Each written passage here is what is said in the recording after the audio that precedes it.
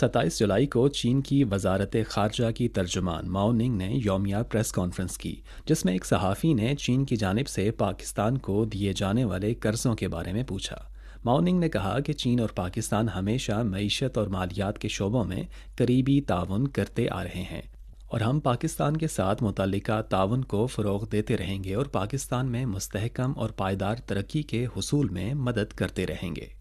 26 جولائی کو 35 kV photo voltaic power station کی تکمیل کے ساتھ چین کے سنکیانگ ویغور خود اختیار علاقے کے پاور گرڈ میں اس سال نئی توانائی کی نصب شدہ صلاحیت میں 10.117 ملین کلو واٹ کا اضافہ ہوا، اور گرڈ سے کنیکشن کا پیمانہ شمال مغرب میں پہلے نمبر پر رہا۔